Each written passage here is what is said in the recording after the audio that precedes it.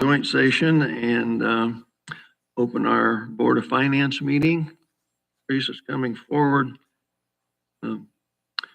Reese is the president of this committee, but he is not here tonight, so we will continue on. And Teresa's brought a list of CDs that she to get some direction on moving forward. So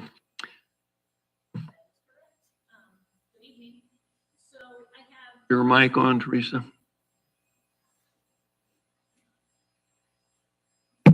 There you go.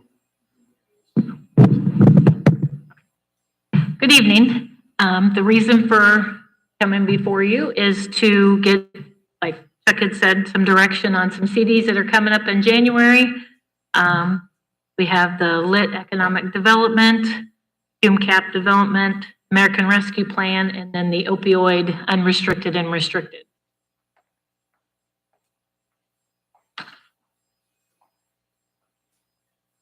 I normally do them for 6 months. The interest rate's been pretty good, and I'm hoping it stays that way. But I didn't know if you're going to need some of this money for other things that you have coming up in January or as time goes on.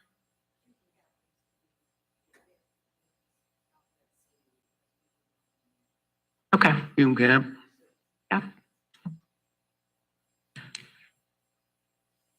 Go ahead and get a motion to go ahead and redeem that CD in January when it comes due.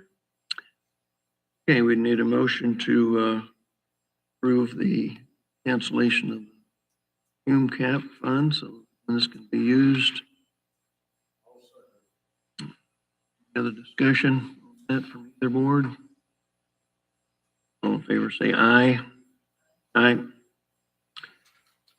And also to maybe address the ARP money. See that that's not due until July, is it? No, it's actually in January as well. If I renew it for the 6 months, it'll be July. Okay. We've had some discussion where I know the council and commissioners agreed to pay for some of the salary raises out of this amount. I talked to Ken this week, suggesting 400,000 for each of the next 2 years. So with some other odds and ends kinds of things. Just do a quick background on that. We got over 2,400,000. We have spent 246 on the first ambulance, had 25 on the back system, 50,000 towards the broadband, and 34,000 by putting the cooler or freezer in the coroner's area. Right. So there is a second ambulance that's been ordered. We also had a commitment to the clerk's office.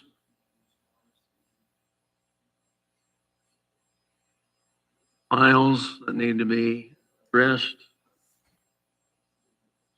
scanned or destroyed. Clerk's office, if you remember, agreed to pay the 50,000. I think the total was around 124, so we'd need 75,000, pulled out for that. So in end of July, we can address this too, because that first 400,000 in salaries, only half of that is going to be used. So our discussion here may be holding 500,000 out of there, renewing the 150 or 1.5 million, but also put that other $500,000 in a CD, time needed. That would just be a suggestion thing. could keep us above water. So I would make that motion, then, RP funds. Any other discussion? Aye.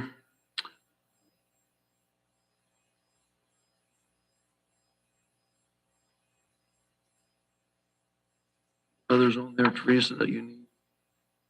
The lit economic development, I didn't know if you wanted to leave that alone. You needed. Any comments on the economic development, Nathan?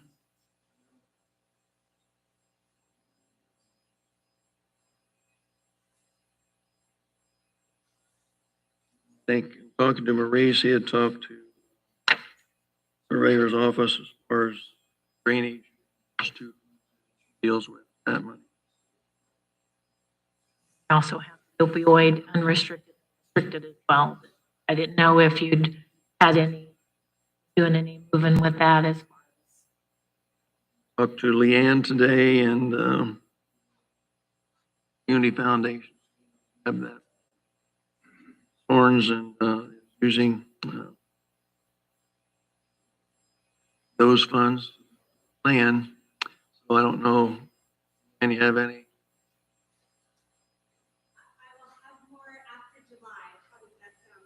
That is great. There's just a lot of time. We'll leave it where it is. Okay.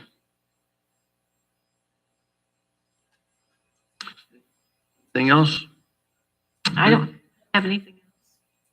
Okay. Mike, we need a motion to adjourn. If you second, that's our financial board meeting is adjourned at this time.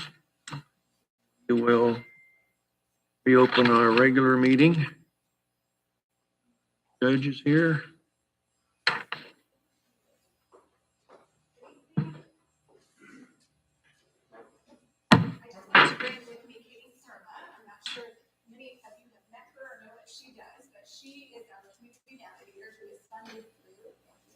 It was funded through.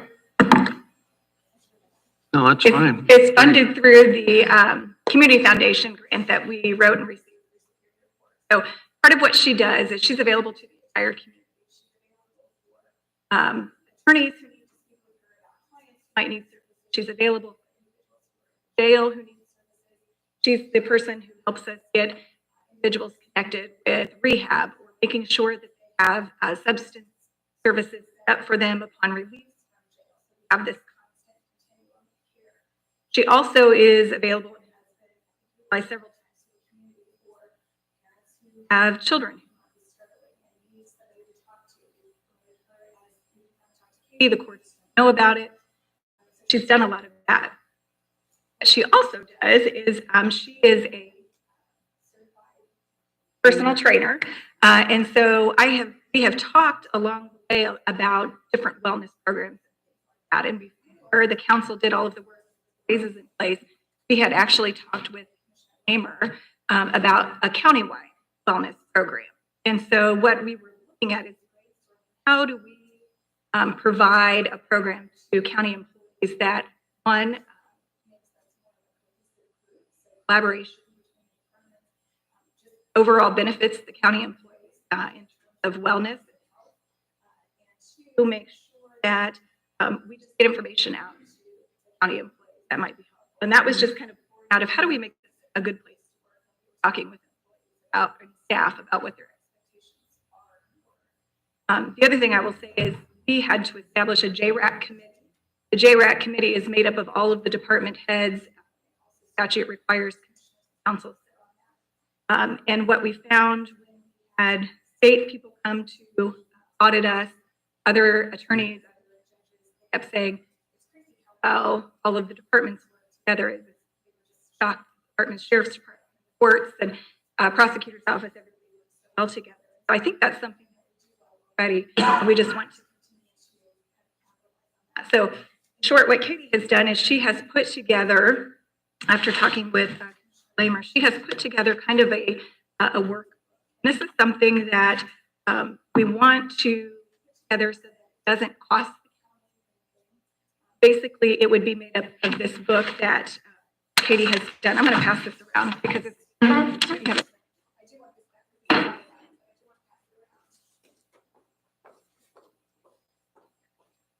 really simple. It's just, how do we get people active and moving and doing things together?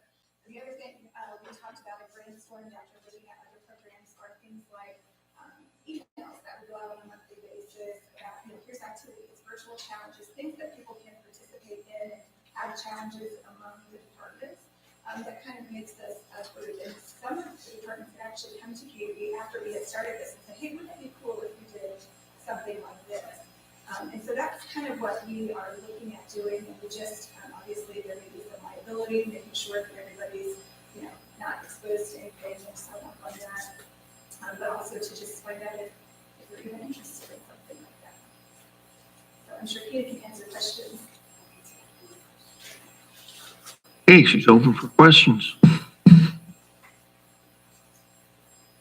I know the state, when I worked for the state, and I'm sure Chris, the state police did that. Harwell's view was you had so much time during the workday you could use for fitness to try to get people fit. So that's what I'm thinking about. Is that what Chris is? Not necessarily, but that's certainly, we have a whole list of brainstorm ideas that we made. That was one of the ideas was, hey, people, half an hour to go use the panhandle or, things like that. The other part of this is, it comes around because then if you get people focused on doing this, then eventually, hopefully it helps with other health insurance premiums and things like that. But moreover, just making this a place where people want to stay and want to work. And I think that combined with the work the council did on the raises this year would make it, a place where things that people want to come to do. How long have you been in this position? As an year, I've been in the position since March. As a personal trainer, I've been a personal trainer probably about 5 to 10 years now. I've been in the fitness industry for a while and I have lots of certifications. I can go down the list, including yoga, pound. I teach classes at the Wellness Center.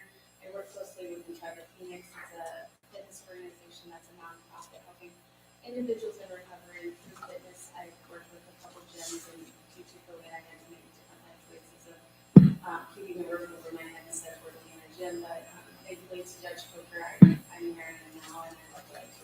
And if I can help, the community kind of come together and build that sense of morale and community connection, because, in the fitness industry, we find you're more accountable if you have somebody else to be right there with you as you're working out. And this encompasses not only fitness, but also nutrition and wellness and overall well-being and spirituality with mental health. And that's kind of what we're working on right now. You listen, several jobs that you have. Do you keep a log of where you are one day and where you need to be tomorrow, or? Yes. I call my schedule life at home. I keep a detailed track of where I need to be, where I'm at, so on and so forth. And we're not talking about her doing a separate position for this. I mean, this Right. is basically a pre-K program. And it would be just, email, It's just if you have to subscribe to an email from, let's just say Target or Walmart or Best Buy, and they send you weekly ads and emails and say, oh, look, this is what we have going on. It would be like a monthly email, just like, here, this is how we can help you during your challenge. We have this challenge going on. I have reached out to the hospital to see if they would like to collaborate along with the library about doing yoga in the park and so on and so forth to do that in the summertime, just kind of getting a lot of community. I guess my only fear would be, dealing with emails in cyberspace. We'd have to make sure that we did our due diligence in. They'll all be there. Okay.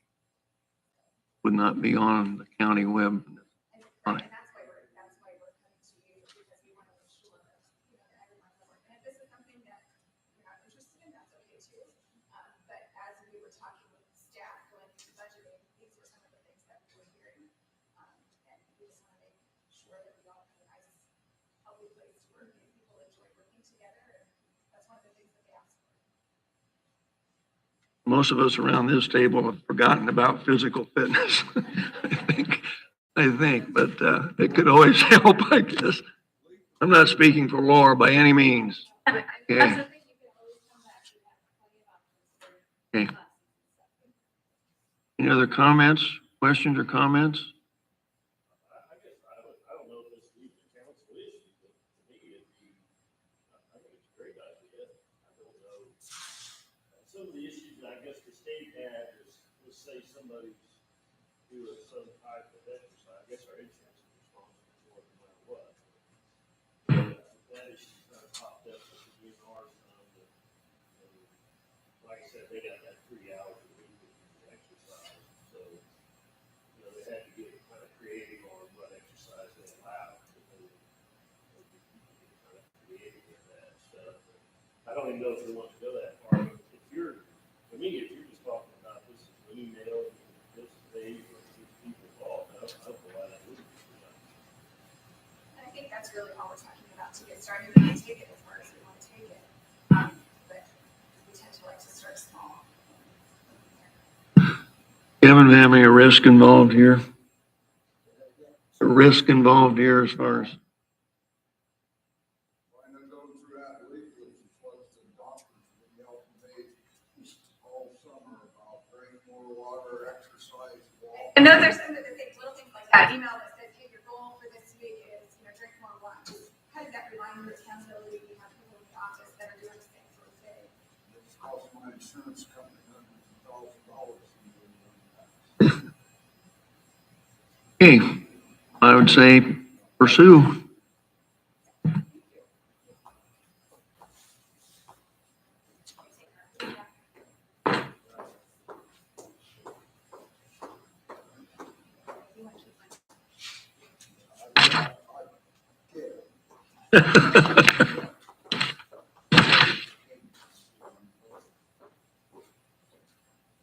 Okay, Chris has taken his name off the agenda. He'll be back on sometime later. Nathan, you're next then. Evening, everybody. First, wanted to provide some additional updates on the courthouse project. As I reported to the commissioners already, we have successfully moved everyone besides maintenance out of the courthouse. DeGroot has installed a telephone with a directory in the entry of the East Annex so that anybody who may have trouble getting up the stairs or using the elevator can reach out to the office or offices with which they need to do business, then to determine if somebody can come down or how to handle that on a case-by-case situation. In addition to the telephone and directory, there is a desk down there so that if somebody has to come down and assist a member of the public, they've got a workstation. As you all know by now, we estimate the bids came in about $3.5 million over where we needed them to be. Been working with Time Blank and Luminant to review and revise the project scope so that we will likely put 7 or 8 bid categories out for rebid. When I reported to the board last week, we had cut roughly 2.1 million of that 3.5, and based on some conversations we've had, I think we've got another 500,000 to 700,000 that we are going to be able to cut just from one bid category. We have a follow-up conversation with a subcontractor later this week on that. There's still 2 or 3 categories where we're waiting on responses from suppliers to know exactly how much we're going to be able to rework those.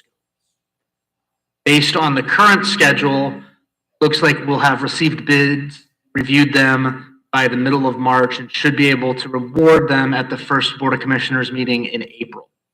Given what the original construction calendar looked like, how optimistic it might have been, and the rebidding delay, I'd speculate that we should have this project wrapped up by Labor Day 25 at the latest.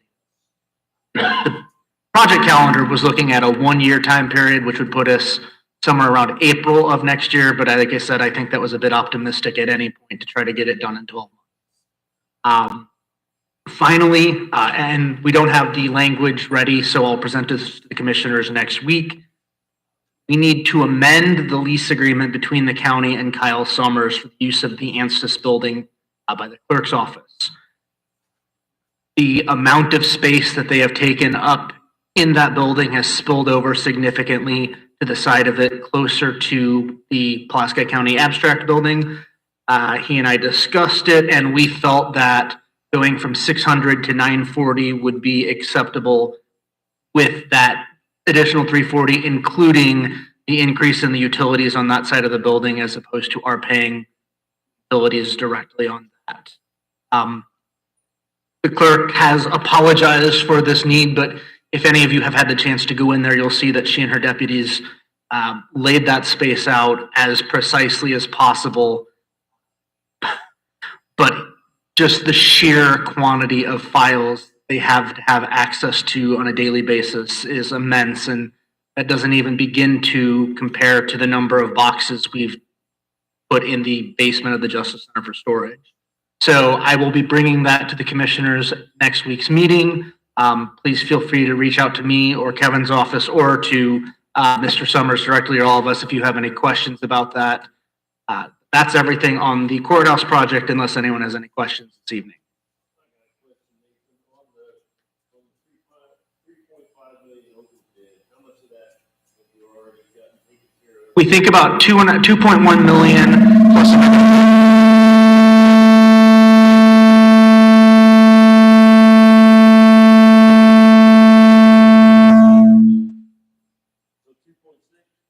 2.6? 2.6 to 2.8. Yeah, about 2.6 to 2.8. And then that all brings down a number of line items that are percentages of the bids.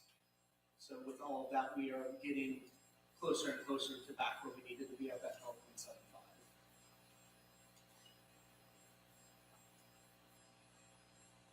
Any other questions on that? Any other questions on item one?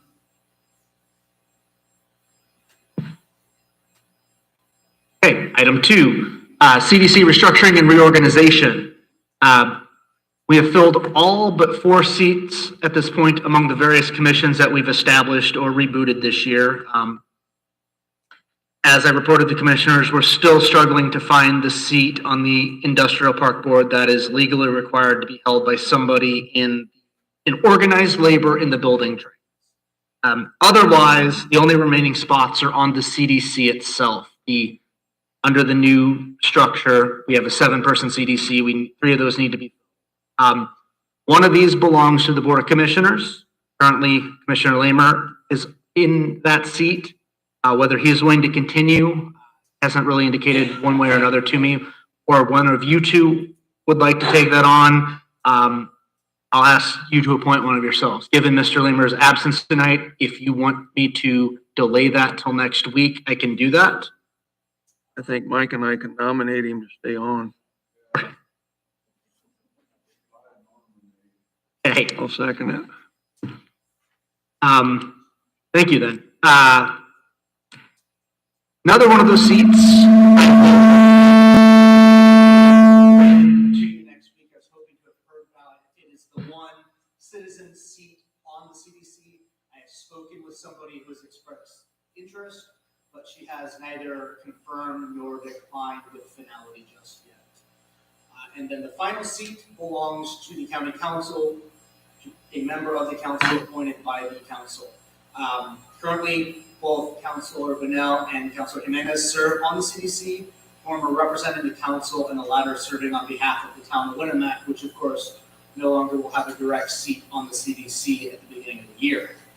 Both have expressed an interest in continuing to serve, and one of you other members may have an interest as well, doesn't have a choice.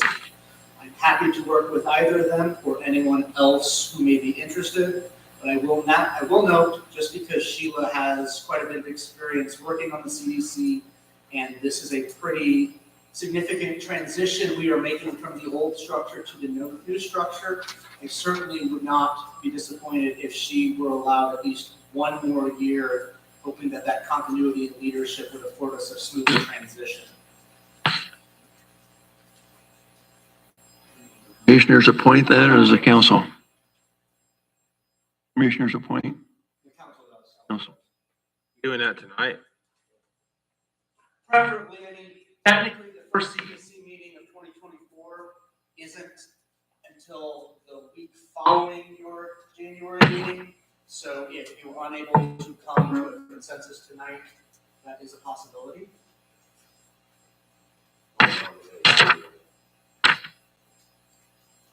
You ready? Yeah, I'm ready. Is that a motion? Yeah, I got a motion, a second. All in favor, signify by saying aye. Aye. All right, thank you very much. Next up, give you a couple of project updates. Obviously, a lot of 2023 I've spent between the wage study and the matrix overhaul and the courthouse project, but there are a few things that merit a brief update as we're going into 2024. First one is broadband. You may recall, as part of the Community Foundation's Aspirations in Action program, we established a broadband task force with Kurt Dickey chairing it, with working with consultant Scott Rudd. We're currently awaiting word. On a grant application, submitted for funding to develop a county broadband plan. If that isn't awarded, we will return to the commissioners and seek approval to use ARP money to fund that, but we're hoping we will get good news at the Community Foundation the next couple of weeks.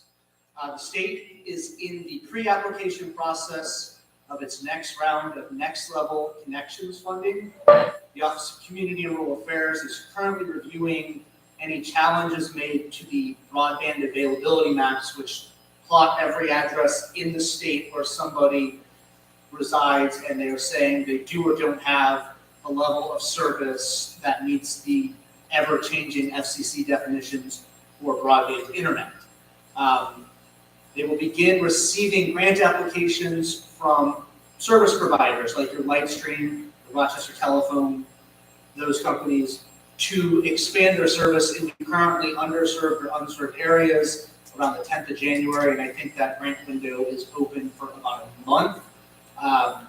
We'll be working with our consultant going into the next few weeks and making sure that the potential applicants, might be RTC again, might be Mercury, are aware of the areas where we know that the county is in need of this service, because the only options are satellite, DSL, and Starlink satellite. Previous funding has allowed RTC to bring fiber to parts of eastern and northeastern part of the county, including Monterey. Historically, Lightstream has done most of their expansion without some sort of funding, but we'll see what comes up in this round. Are you looking at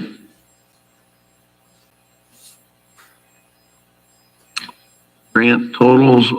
Give us a ballpark figure of what that would be. That's gonna be entirely up to the individual provider seeking that funding.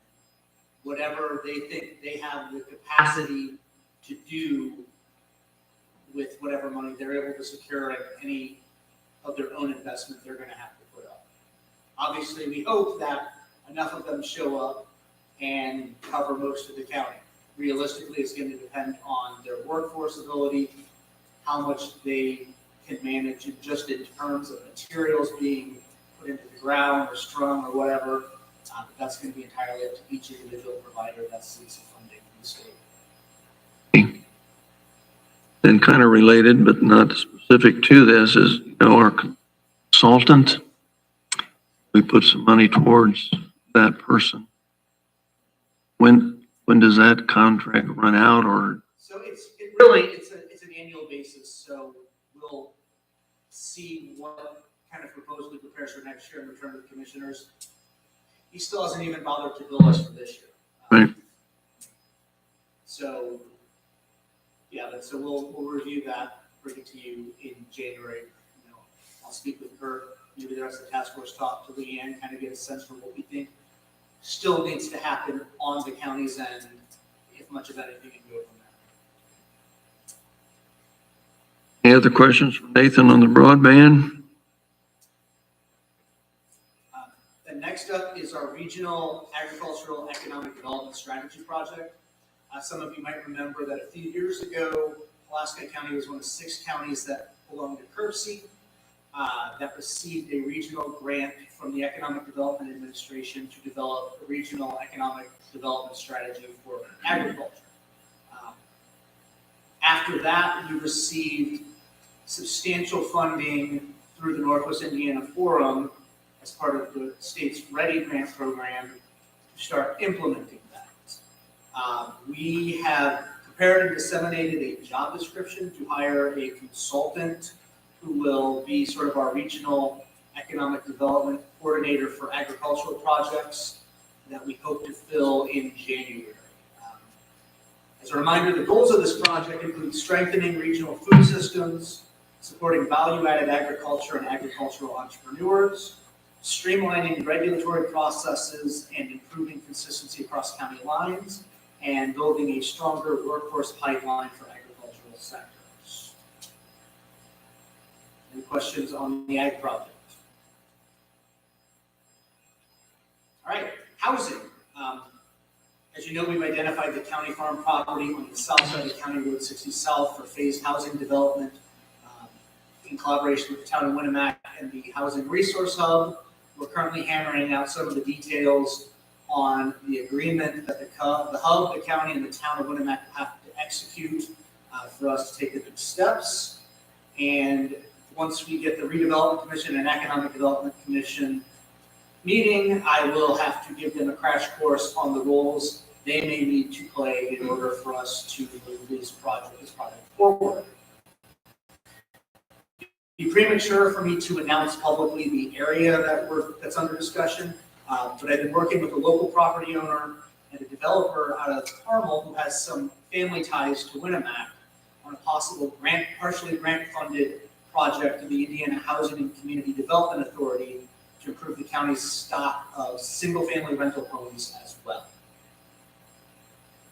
And then the last thing I have is housing related. I've spoken with Kevin and he is okay with this. The commissioners have in their packet Resolution 2023-21 and the cooperative agreement between the county and the Fort Wayne Housing Authority, the execution of which is approved by this resolution, and it is for Pulaski County to begin participating in the Hoosier Homes Down Payment Assistance Program effective the 1st of January 2024.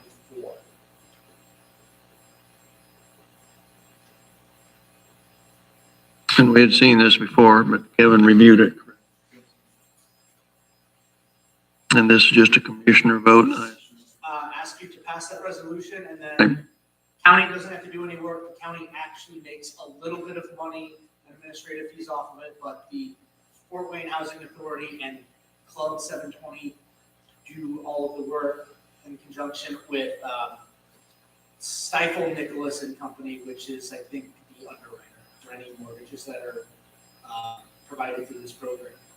So I'd make a motion to approve the Pulaski County Resolution number 2023-21 related to the Hoosier Homes program. Any other discussion? All in favor, say aye. Aye. All right, thank you. That is all I have for you, unless anyone has any additional questions.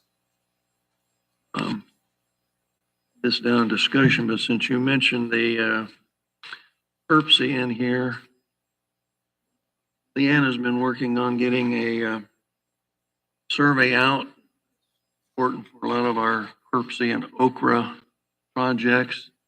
So we just encourage, when you see this come through, that encourage people to fill it out. It would benefit the county drastically. Wanted to throw that out at this time.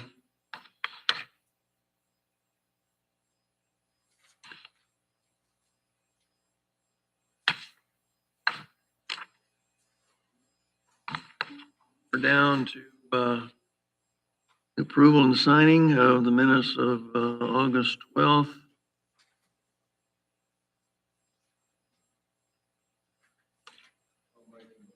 Let's see, that's got 2024 on there.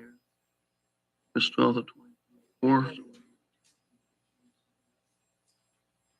And has been approved. So we just need to do the over 10 joint session. Mike has already made a motion. Part of the commissioners, I would second that. In favor, say aye. Mike, you would need to do the same. Yeah, the council needs to approve the minutes. 10-9.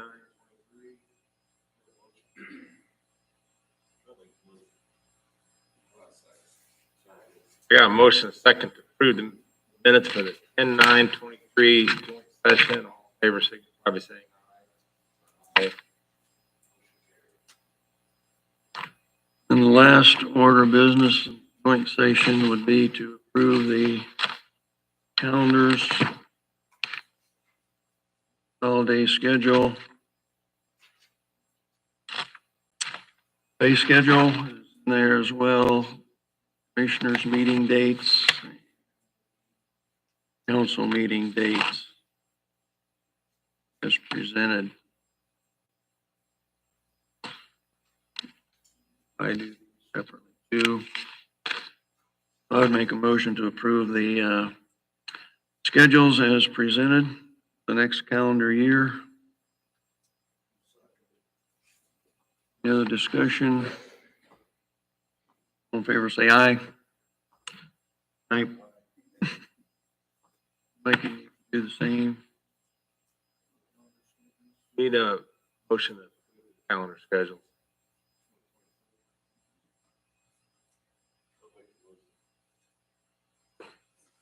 Got a motion, a second. 2024 calendars as presented. All those in favor, signify by saying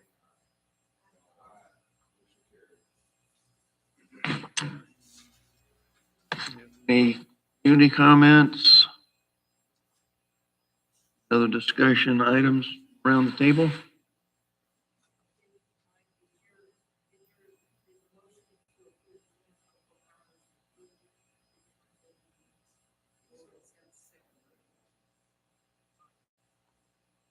Well, at the last commissioner or council meeting, they were talking about buying some vehicles. Sent everybody an email today. Yeah, Association of Counties. Enterprise.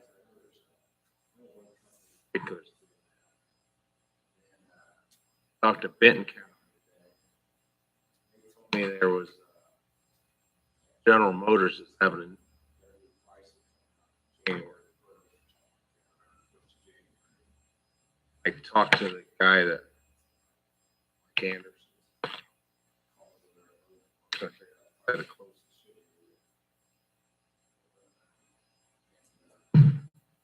Talked to that guy. Yeah, he just sold 2 cars, 2 trucks from state pricing. Fulton County, Wells.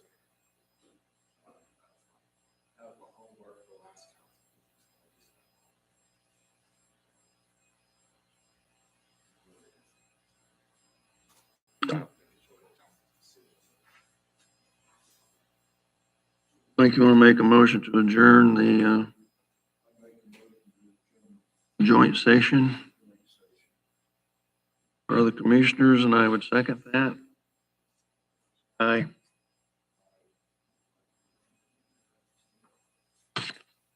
There a motion?